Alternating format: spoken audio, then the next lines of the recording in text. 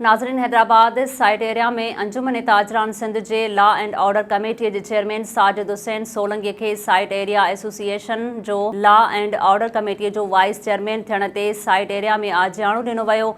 आजियाणे में site area association के wise chairman ख़ालिद मलिक, अंजुमन ताजरान हैदराबाद डिवीज़न के चेयरमैन गुलाम असगर पंवर, डिवीज़नल सदर सलाहुद्दीन घोरी, सीनियर नायब सदर तकी शेख, हैस्को कमेटी के चेयरमैन अब्दुल सत्तार, कोआर्डिनेटर मोहम्मद अली राजपूत, जुल्फ़कार बुखारी, शहजाद अहमद चौहान, नईम शेख, मंसूर कायम खानी ऐं ॿियनि खे सिंध आटोज़ जे CEO उनस अहमद शेख, सिंध जी सुखड़ी अजरक पाराए भरपूर आजियां कई ऐं साइट एरिया जा मसला बयान कया। उन मौके ते chairman law and order committee Sajid Hussain Solanki चयो आहे त साइट एरिया जा मसला अवलियत जी बुनियाद ते हल कया वेंदा। हुन जो चवणु हो त मां थोराइतो आहियां सेठ गोहरुल्ला ऐं फहद शेख जो जिन मूं ते एतमाद कंदे लॉ एंड ऑर्डर कमेटीअ जो वाइस चेयरमैन मुक़ररु कयो ऐं साइट एरिया जा मसला ॿुधण जे क़ाबिल समझो। साजिद हुसैन सोलंकी चयो आहे त असांजी पूरी कोशिश हूंदी त मसला हल कया वेंदा ऐं हिक ॿिए सां सहकार जारी रहंदो। अॼु जेको ख़ासि इजलास हो लॉ एंड ऑर्डर के हिसाब सां हो जेके बि हिते लॉ एंड ऑर्डर जे हिसाब सां मसला मसाइल आहिनि उन लाइ इजलास थियो। असां बेहद शुक्रगुज़ार आहियूं सेठ गोला साहिब जा जिन असां ते एतमाद कयो ऐं इंशाल्लाह कोशिशि कंदासीं त जेको सेठ साहब असां ते एतमाद कयो आहे त इंशाल्लाह उन कदम ते पूरा लहंदासीं। तो बहुत शुक्रगुज़ार हैं सब साथियों के जो आए हैं ये अंजुमन की तरफ से, अंजुमन ताजरान की तरफ से और साइट के जो है लॉ एंड ऑर्डर कमेटी के। तो मसाइल तो हमारे वही हैं, सबको पता है कि हालत क्या हुई है बारिशों के बाद। साइट एरिया की भी ऐसी बुरी हालत हो गई ना इस वक्त, सारे रोड तबाह हो गए हैं, सीवरेज का सिस्टम नहीं है यहाँ पे। तो मेरी इनसे भी गुजारिश है कि भाई ये इस हवाले से हमारा साइट के हवाले से सारे के काम जो कर सकें ये ज़्यादा करना चाहिए। सारे रोड टूट गए हैं वो बन जाएं, सीवरेज का काम हो जाए यहाँ पे।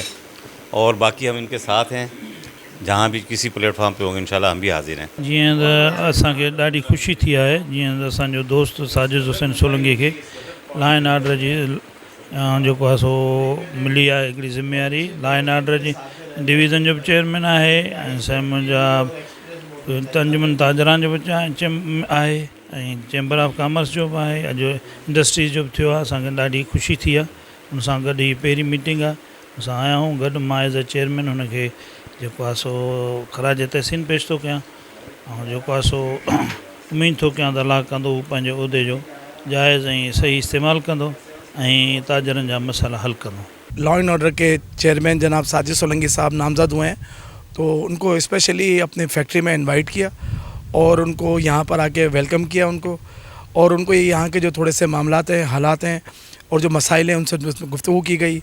और उन्होंने उनके साथ साइट के वाइस चेयरमैन ख़ालिद मलिक साहब भी थे और एग्जीक्यूटिव कमेटी और अंजुमन ताजरान सिंध के सदर सलाहुद्दीन घोरी, चेयरमैन जनाब असगर पंवर साहब और दूसरी जो एग्जीक्यूटिव कमेटी के मेम्बरान के साथ इन्होंने फैक्ट्री का दौरा किया।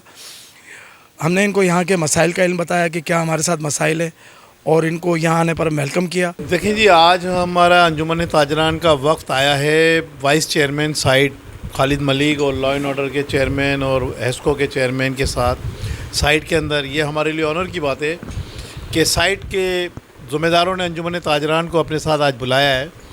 हम शुक्रगुज़ार हैं मिस्टर गोरुल्ला साहब और फात शेख साहब के कि जिन्होंने अंजुमन ताजरान को लॉ एंड ऑर्डर भी दी हुई है साइट की। ऑलरेडी साजिद सोलंकी अंजुमन ताजरान हैदराबाद डिवीज़न के जो है ना चेयरमैन है लॉ एंड ऑर्डर के, और चैम्बर ऑफ कॉमर्स के भी वाइस चेयरमैन हैं जो गोरुल्ला साहब का ग्रुप है। और मेरे ख्याल में हम बेहद शुक्रगुज़ार हैं कि गोरुल्ला साहब ने अंजुमन ताजरान को जो शटर पावर, हमारा शटर पावर से ताल्लुक़ है, उसको आज मुतारुफ़ कराया है साइट के अंदर भी। और बेहद खुशी है कि छोटे ताजरों को इंडस्ट्री के अंदर भी इनवाइट किया जाता है और इसका तमाम क्रेडिट गोरुल्ला साहब और उसकी पूरी टीम को जाता है। आज हमारा मकसद सिर्फ निकलने का ये था ताकि इंडस्ट्री से इंटरेक्शन के लिए, किसी इंडस्ट्री को कोई प्रॉब्लम हो तो वी आर ऑलवेज़ अवेलेबल।